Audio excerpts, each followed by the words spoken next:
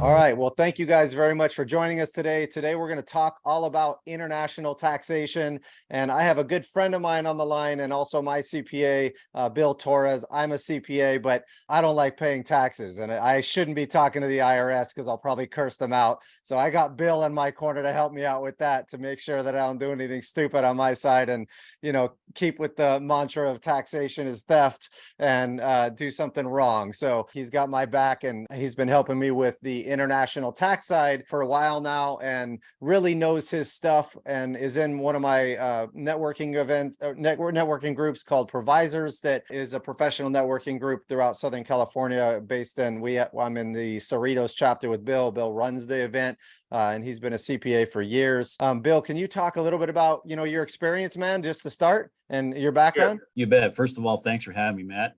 Yeah. It's great to be here with you and your group of folks. Thanks for having me. So my background is I've been a CPA now since 1986. Nice. I originally came out of college in 84. I went to work for a large international CPA firm. Back then they were called the Big Eight. Now there are four that are left. The firm that I was with merged with Price Waterhouse, I don't know, 20, 30 years ago. Anyway, so when I worked at that firm, international firm, big firms usually require you to specialize in a particular area. And so I was in the tax department, and I chose to kind of go into the direction of international taxes, which is a different kind of area, right, of the tax law. So that's kind of where I cut my teeth learning about international taxes. I was at that firm for 4 years. I left that firm and went to a large national firm called Kenneth Leventhal, which was a firm that specialized in real estate. And so that's kind of where the two types of specialties merged, if you will. I worked with that firm for about another 4 years, and that firm got acquired by Ernst & Young back in the early 90s. And at that point, I left the firm and I went off on my own, opened up my own practice, focusing primarily international taxpayers, clients that have either both what are called inbound investments. These are foreign folks that come to the U.S. to start businesses or invest, and then vice versa, what are called outbound clients that live here and they go outside the U.S. to invest or open up businesses. And so I kind of handled both of those. I handle the U.S. side and the requirements on the U.S. side of what's needed to properly comply with the tax laws. I don't prepare tax returns for other countries. I only prepare U.S. tax returns. And I have a particular specialty with Latin America because I'm also bilingual in Spanish. So I tend to have a pretty heavy focus in Latin America with my clientele, just because I have that ability to speak both languages. So, like I said, I've had my practice since 1994. And so next year is going to be 30 years already. I can't believe it. That's awesome, man. Yeah. And I know we've done some classes and things like that before for our nonprofit group for investors by investors to teach these types of things. And even my course that you're involved there to help people understand not just the international side, but their entire side and the business side of things. And you've done a lot of tax planning and things like that for me. So I know you understand real estate specifically very well. And, it's really important in my eyes to have a CPA that understands that side of things. But today we are going to focus a lot more on the international tax side, which can be like confusing, right? And it's hard to raise money from investors if they don't have a very, very clear understanding of how to invest here, how to set themselves up here, and what the implications are. Because, it's like me trying to go invest in a different country. You want to know the legalities, you want to know the tax setups, you want to know what your rights are and things like that, right? And so being able to give that clarity will help a lot of the people in the group be able to raise capital from a lot of these international clients. And that's what a lot of their focus is raising capital from international investors. And so I wanted to we're going to do a deep dive on some of these specifics, but Bill, can you kind of give a general overview of some of the main topics of discussion that we need to kind of cover when it comes to international taxation that people need to be aware of? And like I said, we'll go into a deep dive on some of these, but just a higher level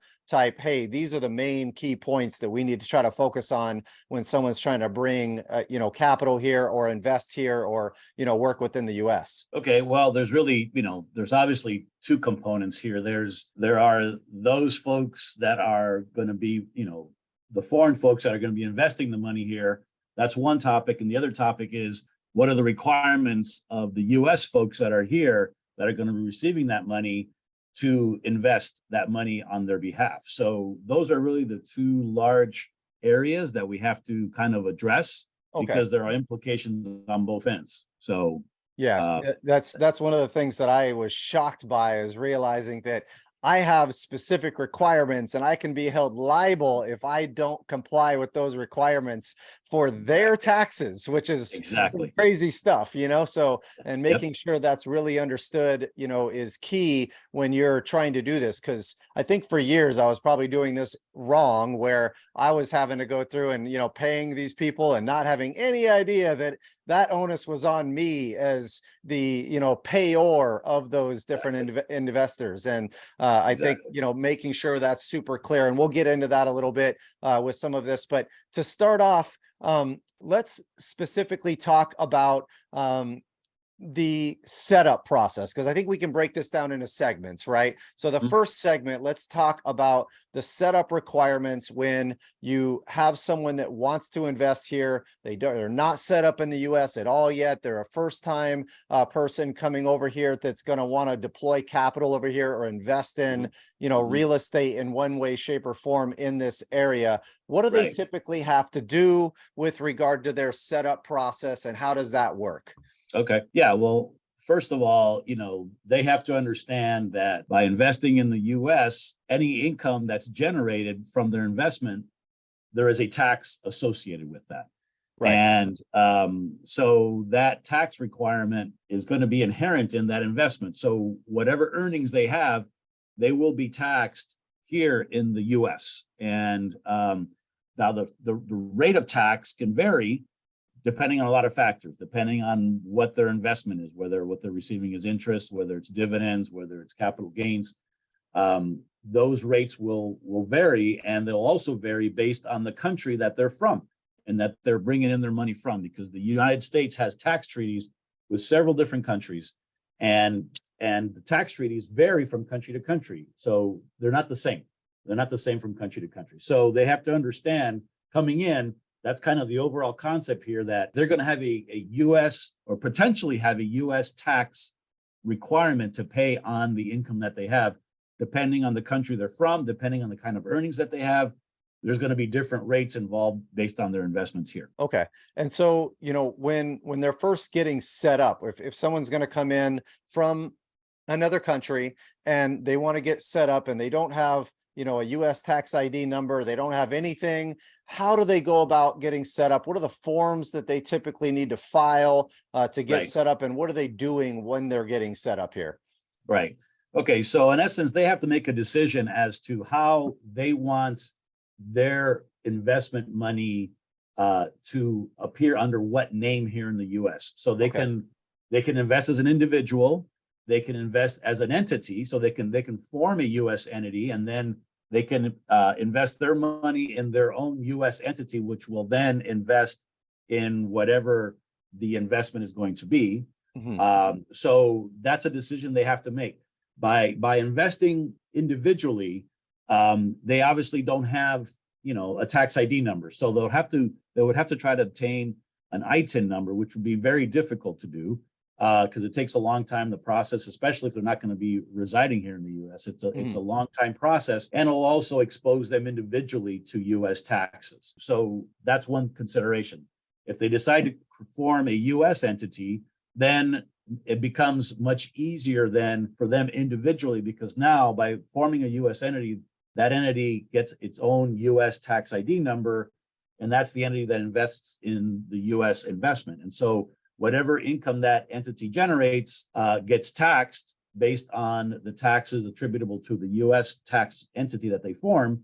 And then from there, they can decide whether they want to just leave the money here in the U.S. or if they want to take it, repatriate it back to their own country.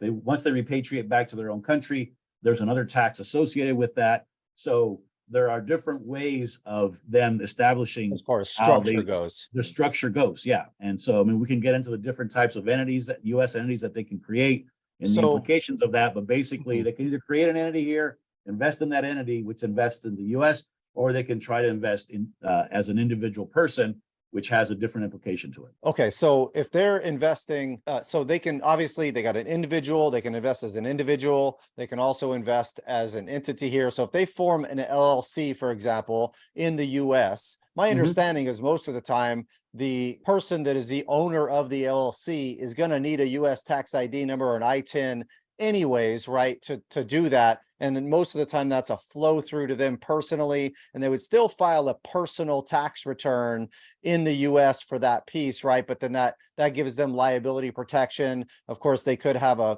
corporation or something like that they can open up an entity as well as a corporation, or they can do it in their own name. And so when they're doing that structure, it seems like to me, and correct me if I'm wrong, that they need to go and get an I-10 number anyways, which is the equivalent to a social security number or a EIN number personally, right? Right. Well, I mean, not necessarily, because if they form an LLC, because as an LLC, it is a flow through. So there has to be an individual on the other side of the ownership of that. But if they a corporation, then the corporation can obtain a federal ID number, its own federal ID number, which would then not necessarily require them to get an individual ID number. So a corporation can obtain an ID number on its own without them individually having to obtain one. Okay, and then you're subject to the corporate tax, whether that's an S corp or an L or a C corp in that situation, and then as well as the LLC. LLC is going to be a flow through, S corp is going to be a flow through. The C corporation is going to be taxed at that level, at the C corp level in that case. In which case they may not need a U.S. tax ID number in a C corp, right? So, that's but in the other ones, they probably would then in that situation. That's exactly right. But they actually cannot do an S corporation, because one of the requirements of an S corporation is that all the owners have to be U.S. persons. So you can't have a foreign owner of an S corporation, but you can in an LLC. Perfect. And one more comment on the LLC is they can form an LLC and then file an election to be taxed as a corporation. That way, in essence, they have created for tax purposes a corporation, and then they will establish that U.S. Taxable entity, which would then not require them individually to have to file individual taxes here. Okay, perfect.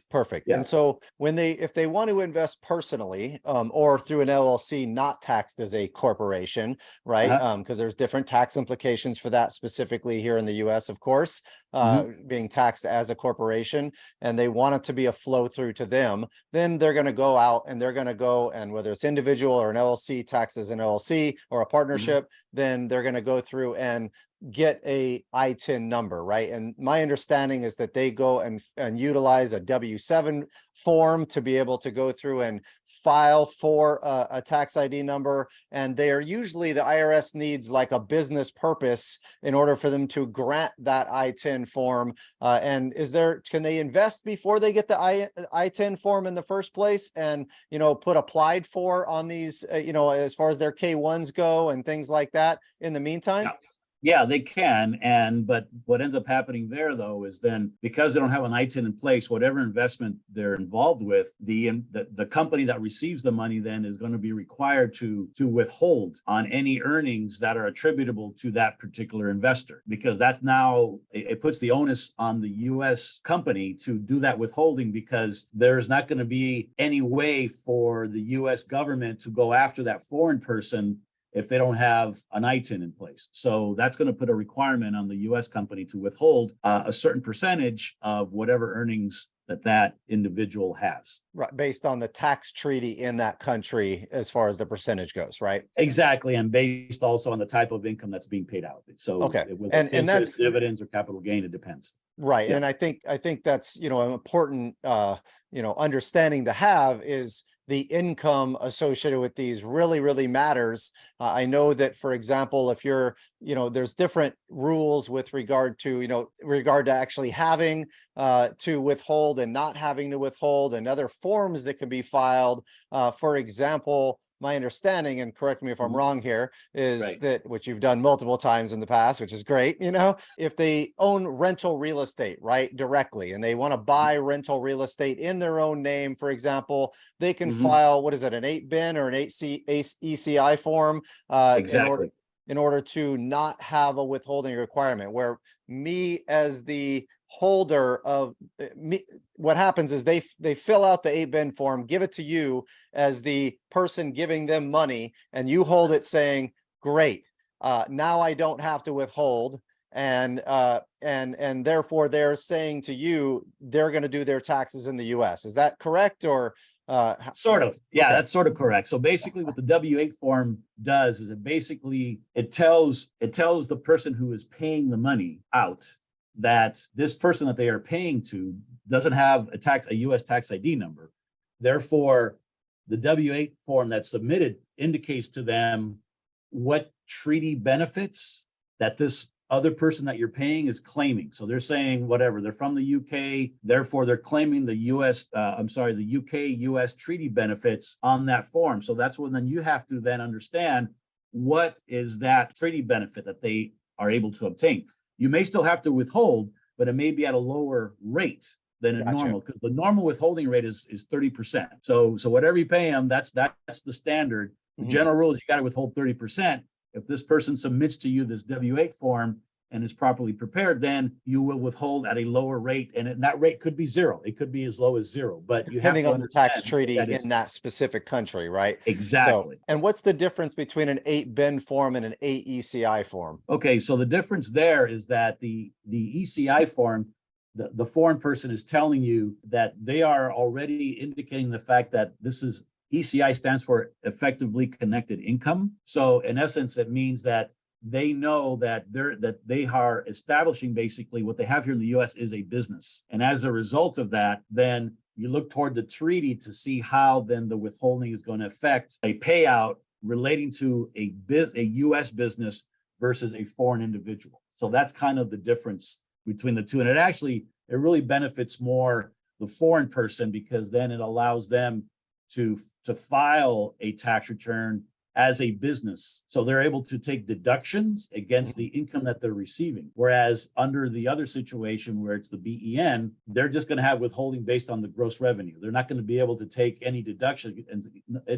against that revenue unless they are able to obtain an I-10 down the road and file a tax return, and they can claim the deductions associated with that income. So that's kind of the difference. Makes sense. One is you're a business, the other one is you're just an individual.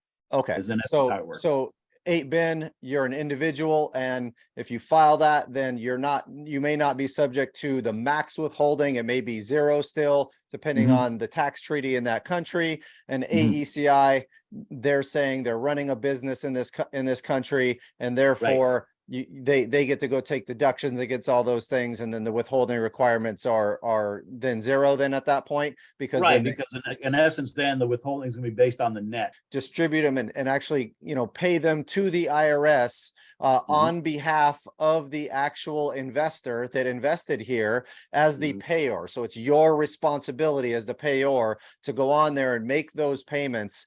Otherwise, the IRS can say, hey, you didn't withhold, and therefore you owe us the money, because we have no guarantee that this international investor is going to pay taxes here in the US. That is absolutely correct. Okay. Perfect. Yep. Awesome. Yep. Thank you for that. I just wanted to make sure that was super clear for everybody on the line and understood that piece of that. And, it can take a few months, and obviously can be expedited in different ways to get them their US tax ID number, so that way, or their I-10 number, so that way they're set up properly. And then there might be a minimal withholding. Like I know and it depends on the type of entity and the type of income that they're making, depending on the tax treaty, on how much withholding that requirement is. Even if they have a US tax ID number, there still might be max withholding requirements involved, which means they'll get that money back at the end of the day if they don't owe that tax, but they're still going to go through and withhold. So like, for example, in my debt fund that I have, they invested in an LLC and shares of an LLC that I own. And I'm having to, I deal with a lot of investors from Japan,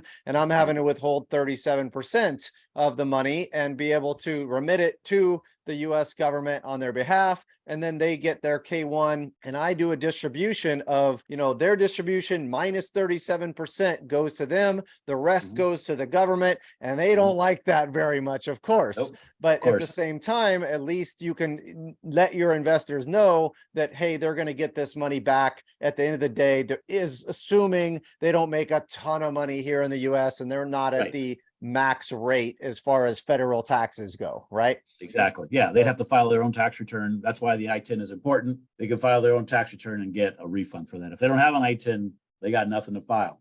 So the Right. government keeps the money. The government keeps the money, so they got to get That's that. right. And what happens at year end if, you know, they're investing in December and they go through and you go give them they don't have the I-10 yet, they're waiting a few months, they get it in the next year, for example, Yep. and you had to go max withholding requirements. What happens Yep. in that case? They do an extension or something like that? Absolutely. Yeah, So- yeah, absolutely. Yeah, they can file Okay. an extension. And Until you there's get ways your of filing an extension, even if they don't have an I-10. And that way, you know, they'll have the opportunity to file their tax return as late as October of the Okay. following year. Yeah. Perfect. And Yeah. then can you talk about the differences between, you know, interest income on direct ownership of promissory notes and rental income of direct ownership versus owning shares of LLCs, which is a lot of what people do, is have them invest in different syndication investments. Can you talk a little bit about some of the differences in the withholding requirements and potential exemptions that may or may not exist depending on some of those treaties? I know that's a big can of worms right there, because it depends on the treaty, right? There's a lot there, but I guess, you know, really at the end of the day, what matters is the character of the income that comes through. So if you invest in an LLC, the LLC is going to, you know, issue a K-1, and it's going to indicate the type of income that's being paid out. It could be, you know, it could be interest, it could be a percent ownership in the rental income that they receive. It's going to vary. So that's why really the treaty is the key in terms of how that's all withheld. So it's not going to really make a difference in terms of how much is withheld if you invest through an entity or if they invest as an individual, I guess is my point. Now, Gotcha. if they have a U.S., remember, so let's not forget the fact that they can form a U.S. entity. They can form a U.S. entity and then invest their own money in their own U.S. entity, and then have their own U.S. entity invest in the syndication, in which case then there is no withholding requirement upon the syndication because the syndication is paying a U.S. entity. They're no longer paying a foreign person, right? They're paying directly to a U.S. entity. And then from there, the foreign person can decide what they want to do in dealing with the money that they've received into their U.S. entity. So they have control over that entity, of course, and they can Exactly. buy new assets or invest it or Exactly. potentially distribute it. Now, if they distribute it from their entity to them personally, for example, if it's, Yep. you know, an LLC or something like that, that's a flow through, then there might be withholding requirements on their side in that case, right? What they would be required to do, which they're obligated for it anyways, which was kind of an interesting, you know, it kind of takes the onus off of you as the payor when they invest through an entity, right? Exactly. And that's why, you know, it's usually, you know, the syndication company is much more comfortable if all they're doing is paying, you know, U.S. persons. It's U.S. persons is a term of art. A U.S. person could be an entity, an individual, whatever, but they're paying a U.S. person, which means that the onus is off of them for withholding because they've properly paid to a U.S. person. And now it's up to that U.S. person, whether it's an entity or individual or whatever, to deal with the taxes attributable to that. Okay, yeah, it takes that liability off of their shoulders. And, you know, Exactly. sometimes they may, you know, in for example, when they invest with me in my debt fund, for example, it makes a lot of sense sometimes for them just to invest individually, just because the cost of the LLC, maybe they're putting in $50,000, you know, or something like that. And so it's a cost benefit analysis. If they're much bigger and they're bringing in millions of dollars, then maybe it makes sense to actually go through and form those entities and deal with the cost of those entities and things like that, of course. And it gives them that flexibility aspect too, which is important to understand as well, with what they want to do with the income that goes back into that entity. Can they redeploy it into new assets and things like that, instead of having to deal with all the withholding right away on that? And they can figure that out later on if they want to, or, you know, distribute it right at year end so they get their money back right away or something like that instead, right? So exactly. Cool. Yeah, and that'll kind of show you also that they're a more serious investor if they're willing to form that entity, that they're looking to really just, you know, make more of a long-term commitment to investing here as opposed to just a casual one-time kind of investment. Makes sense. And what happens if you know, I'm selling a property to or say I'm buying a property or something from a foreign investor that owns real estate here, and I'm buying that asset and they're making a profit, or, you know, or not on that sale. of that Right. asset. In Japan, for example, I know there's a 15% withholding requirement with regard to their proceeds. So they got to withhold 15%, remit that to the government. But really, is that on me as the buyer now to be able to go out and withhold, which usually is done through the escrow company in itself, but sometimes Right. they don't know about that, Yeah, right? And so that's what right. happens in that kind of situation? Yeah, no, you're absolutely right. So if you're a US person again and you are buying from a foreign individual, then yeah, that withholding requirements falls on you as the buyer before remitting to them the proceeds, that there's a withholding requirement. So yeah, escrow company, should definitely know that. If the escrow company doesn't know that, then you need to find yourself a new escrow company, because Right. that's really why they're there, is to make sure that before these proceeds get transferred out, that the recipient of those proceeds, has whatever tax obligation information the escrow company has to properly withhold on those proceeds that are paid out. But if you're just doing just the one-on-one without an escrow company, then yeah, you got to make sure that you withhold the taxes attributable to that. And again, it'll be a percentage based on the country they're from, but they will have to provide you with that same form, that W-8 form, to claim the treaty benefits that they're applying for, in order for you then to withhold the proper amount before you can submit to them the rest of the payment. So be careful, you wholesalers out there that are trying to pick up properties and do your warranty deeds yourself and your own title searches and things like that. You could be caught if you're trying to buy something from an international client and not know those tax treaty things that you have to withhold and remit that to the government instead of the title company, of course. So, and I've seen some title companies miss this stuff for sure. So we've had to bring it up to them because they just are unaware, or they have a newer closing agent that just doesn't realize that they're an international client, for example, right? So they may have an I-10 already and they have no idea that they're international, right? So they could have a US address and still be international. So and I was going to ask some really fun questions about, hey, so tell me about the tax treaties of Japan, China, Vietnam, Australia, Mexico, or any others about. It's not really possible to go into all that kind of detail on this, right? So yeah, there are dozens and dozens of tax treaties, but the IRS website has all those.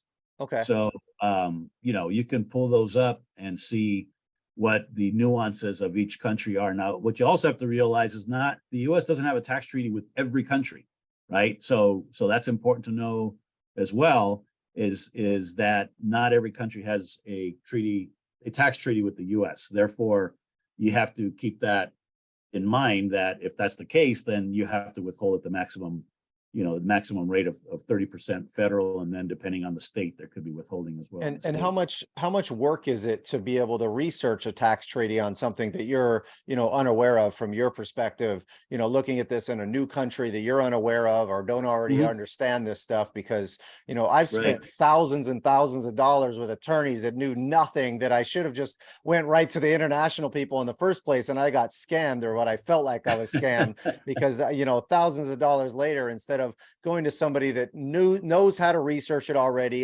has that kind of understanding of what to do. What are they asking you? If I said, hey, I need you to go research this in Vietnam, for example, where a lot of my family's from, what kind of workload does that look like? You don't necessarily have to become an expert, right, if you will, on tax treaties. What you need to understand is what withholding requirements are, because the tax treaties address all kinds of items, not just withholdings. Withholdings is just a small portion of it. There's all other kinds of stuff having to do with, retirement plans and people that are working in both countries, and, et cetera, et cetera. So, for the withholding requirement, you can just simply Google it, U.S. Vietnam tax treaty withholding requirements, boom, and it'll show you what those rates are.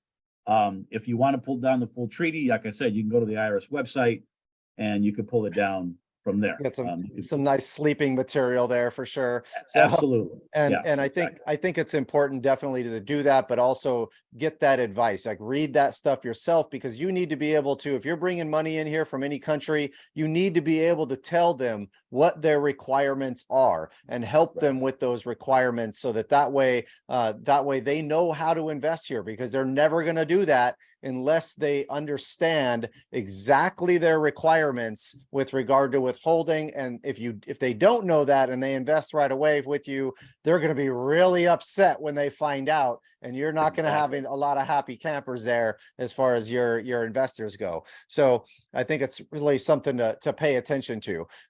Now, obviously with regard to the withholding requirements, we're going through every quarter, and anytime we do a distribution, we're withholding and then remitting it to the IRS. And then at the end of the year, we're typically filing basically an annual return or a partnership return for tax withholding, which is like an 8804 and 8805 form. The 8804 tells them, here's how much was withheld on your behalf. And the 8805 tells them, or tells the IRS, here's the total amount that I withheld for all of the people. And of course, that's got to match with what you put in. So you're filing a secondary return on top of, your LLC tax return if you're syndicating and having to withheld, correct? That's correct. Exactly. Yep. And that's done at the end of the year. And those are due by March 15th. You got to get those submitted by just March like another corporate return. You can get an extension. You can get an extension on those, but the money's got to be paid in no later than March 15th. Okay. And my understanding was that, typically, at least according to the tax treaty that I think is in Japan, was that we're supposed to be remitting that like right away, right after we make the payments. Make a distribution. That's exactly right. Yeah. But no later. Yeah. But as far as the filing goes, you can get an extension for that final quarter. You can get it in by March 15th. Cool. You got to get that paid in. And then, what about are there any other differences when a foreign national that's investing here, for example, from an international place, if they're, filing their tax returns here in the U.S. compared to a U.S. client, other than the withholding requirements that, you're seeing? Well, yeah. So a foreign person here, if they don't reside here, then they'll file what's called a 1040 NR, which is NR stands for non-resident. And so the implications of that are that as long as they are not considered, again, a U.S. person, and again, that's a term of art, which not necessarily means that they are a citizen. It's based on, residency. If they're here, if they're residing here for more than 183 days in a particular year, then they may have to file a regular 1040, which then opens up a big can of worms, because now they're going to be required to disclose their worldwide income, not just their U.S. income. But as long as they're not considered a U.S. person, they'll only have to file that 1040 NR to report their income from the U.S. and Gotcha. and then pay taxes based on that, which depending on how much they make may not be a lot. So there are nuances to the 1040 NR that make it a little bit different from the 1040, having to do with spouses, and there's a whole slew of items, but basically the 1040 NR is what they would have to file in order to try to claim any refund from withholding. And what about state income taxes? Obviously, there's tons of different states out there that might be treating this differently. What are some of the issues you're seeing from the state side of things other than federal? Is there withholding requirements for state? What do you have to deal with there? Yeah, absolutely. So the states, don't have treaties. States, they don't have tax treaties with other countries. So they just have a flat withholding rate. Each state is different, depending on the state that you're in, and those have to be withheld and remitted. And the foreign person would then also have to file similarly in that state if they want to claim a refund. Every state does have some sort of an NR form related to it that they can file to try to claim the refund. And for example, like in California, where I live, what are the requirements there with regard to California's, tax code as far as withholding? Well, yeah, California withholds at 7%. So that's kind of their flat rate that they got to withhold at. And, that's it. So it's kind of the same way it is on the federal side. And if you don't withhold, then you're still liable. Then you're stuck. Yeah, you're stuck. Yeah, you got to withhold for it. So you can't forget to withhold for California. And they're really only going to come after you if they don't file their tax returns and pay their taxes in the first place, right? In that kind of situation, if that international investor just says, I'm not paying it, and doesn't pay it. That's right. That's right. But still, you kind of then you're kind of hoping that they do that, because if not, then you're stuck. So you're better off just doing it right, and then that responsibility is off of you. You've complied with the requirement of withholding, so you're perfect. You're good. Yeah, awesome. And then there's some differences when you're dealing with 1099s, right? Normally US clients get 1099s Mhm. for maybe it's interest income if they own promissory notes directly and you're paying those things. Maybe you have some, capital investors for your flips, or, that are investing directly in debt or loaning you money and Mhm. things like that. And you're paying out interest to them based on US assets. But when with a foreign entity, it's called a 1042 form, correct? Yeah, And exactly. So, yeah, and what are the but differences there between the 1099 and the 1042? well, you know, basically the difference is what you as the preparer of those forms has to submit to the government. In essence, it details the individual that you withheld the amounts from, what you paid them, where they're from, et cetera, et cetera. So it's there's much more information that has to be included with the 1042 when you file those than you do with the 1099, which is a little bit more basic, address, tax number, and the character of the income on these. You have to include much more information, and you have to get those filed in as well on Awesome. an annual basis. Yeah. Awesome. And then what about people that are international that are providing services here in the US and they live internationally and they're providing services only? It's not interest income or investment income, but Yep. services. There's a ton of people that use virtual assistants across the board, Yep. or work with people that are just solely international that don't live here in the US. Right. Yeah. So as long as those people don't have any kind of U.S. What's called nexus, and nexus is created when you have an office here, employees here, that kind of thing. If these are people that are just working on their own outside the country, then there's no withholding requirement because they're not performing that service here in the US. So not considered a US resident. So you can just pay them directly. They should invoice you for that. You pay them directly and you're done. There's no requirement to withhold because they are performing that service outside the US. They're not here. And they don't Okay. have a US filing requirement because they're not here. But still, Right. on those people, you have to, confirm that information from them that they don't have any of that. Make sure they don't have employees in big companies here or anything Their like that. companies here. Exactly. Right. Exactly. Okay. Okay. Yeah. And one of the other things that I think came up multiple times, depending on the states and things like that, and federally, is estate taxes. Right. My understanding is that in some cases, like where someone will invest here, and estate tax exemptions might be $60,000 or something, where all of the money Yeah. above that gets taxed at 50% instead of the normal estate tax rules, where you're talking about $10 Yep. million exemptions and things like that are out there. How do Yep. people get around that? What's the right setup to be able to avoid those issues? Because someone passes away and Yeah. they have an estate tax here in the US and had no idea about Yep. that issue, and they get half their money taken above 60 Yep. grand. That's pretty scary. That is definitely scary. So, for that kind of situation, you really need to sit with an estate planning attorney that can structure the proper type of trust so that if that were to occur, you're not subject to that lower $60,000 threshold and get zapped for estate taxes that exceed that.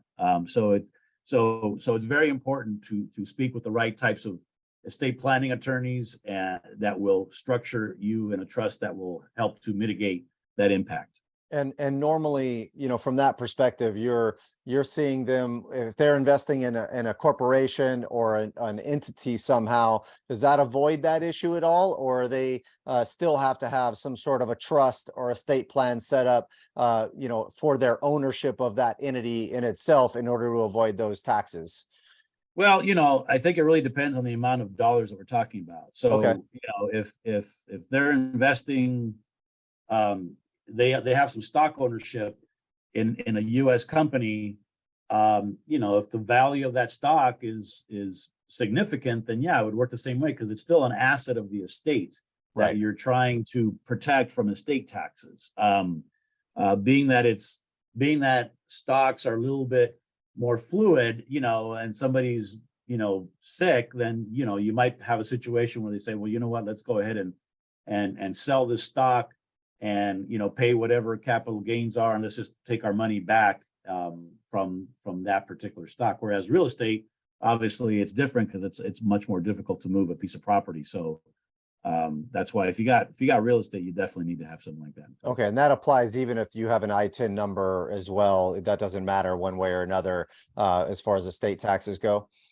That's right, because you're not a U.S. Resident or citizen, so you're not going to Okay. be able to take advantage of the U.S. exemption on that. And so basically having the right advice specifically from, a international tax CPA that can actually go out and research the exact tax treaty in that area. So your withholding requirements, as well as sitting down with an estate planning attorney to be able to make sure that they're structured correctly from an estate planning standpoint is pretty much key. But also talking with the international CPAs or tax professionals in their country to make sure that everyone is communicating together, that way they're structured completely for not just US tax purposes and estate planning purposes, but for them investing in their funds internationally here in the US for their taxes on wherever they live as well.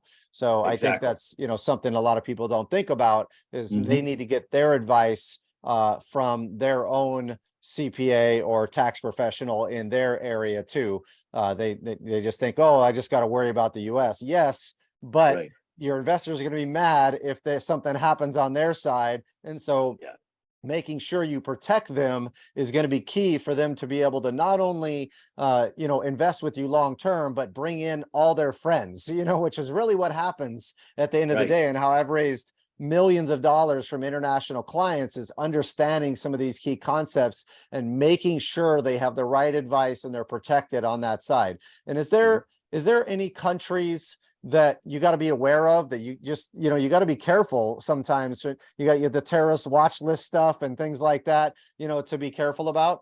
Well, definitely, countries like, North Korea and Yemen and Cuba and Libya, you got certain countries that there are no treaties, and so you have to withhold at a maximum amount for those people, so in general, if you've got a person with good faith but coming from those countries, a lot of times they may not even be in a position where they could invest in you. In your company here.